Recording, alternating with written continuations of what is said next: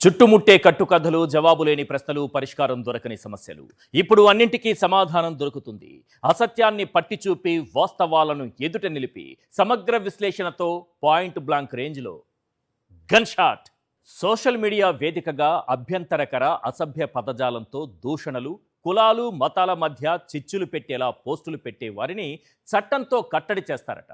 దీనికోసం ప్రత్యేక task force ఏర్పాటు చేస్తారట. సోషల్ మీడియాలో బూతులతో రెచ్చిపోయేది ఎవరు అన్న ప్రశ్న ఉత్పన్నం అయితే ముందుగా అందరి కళ్ల ముందు మెదిలే పార్టీలు ఒకటి టీడీపీ, రెండు జనసేన.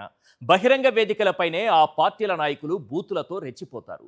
ఇక కింది స్థాయి కార్యకర్తలు, అభిమానులు అయితే సోషల్ మీడియాలో దారుణాతి దారుణమైన బూతులతో విజృంభిస్తారు. అయినా ఐటీడీపీ అనే బూతుల ఫ్యాక్టరీని అఫీషియల్గా నడిపిస్తున్న మన చంద్రబాబు గారు సోషల్ మీడియా దుర్వినియోగాన్ని కట్టడి చేసేందుకు టాస్క్ ఫోర్స్ ఏర్పాటు చేస్తామని చెప్పడం జోక్ ఆఫ్ ద డికేడ్ కాక మరేంటి? భావ వ్యక్తీకరణ స్వేచ్ఛను హరించేందుకే టాస్క్ ఫోర్స్ ఏర్పాటు చేస్తున్నారా? రేపు ఆడబిడ్డ నిధి ఎక్కడా అని సోషల్ మీడియాలో పోస్టు పెడితే కేసు పెట్టి జైల్లోకి నెడతారా?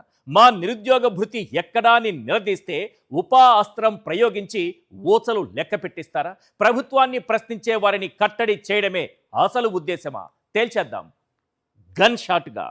ఇక సెకండ్ టాపిక్, అమ్మేయండి బ్రో అని ఓఎల్ఎక్స్ యాడ్లో చెప్పినట్టుగా ఒక్కొక్కటి అమ్మేస్తున్నారు. పోర్టుల నుంచి బస్టాండ్ల వరకు, టూరిజం హోటళ్ల నుంచి మెడికల్ కాలేజీల వరకు, విశాఖ భూముల నుంచి దేవుడి కొండల వరకు అన్నింటినీ అమ్మి పారేస్తున్నారు.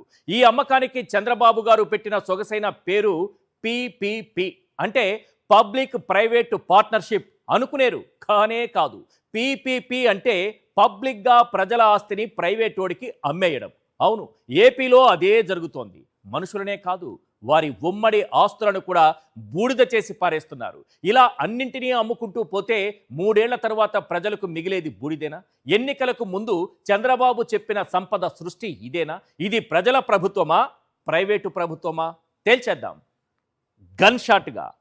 ఇక థర్డ్ టాపిక్, ఊహించినట్టుగానే ఎస్ఐఆర్లోకి టీడీపీ చొరబడింది. దాన్ని పూర్తిగా హైజాక్ చేసింది. ఎస్ఐఆర్ ప్రక్రియను టీడీపీ బిఎల్ఏలు పూర్తిగా తమ చేతుల్లోకి తీసుకున్నారు. ఇది చాలదన్నట్టుగా ఎల్లో ముఠాలు రంగంలోకి దిగాయి. ఓటర్లు ఫిల్ చేసి ఇచ్చిన ఎన్యూమరేషన్ ఫామ్లు టీడీపీ కార్యాలయాల్లో ప్రత్యక్షమవుతున్నాయి. మొత్తం డేటాను మై టీడీపీ పాస్పోర్ట్ యాప్లోకి ఎక్కించేస్తున్నారు. మనవాడైతేనే ఓటు ఉంటుంది, కాదంటే ఆ ఓటు మాయం చేస్తారు.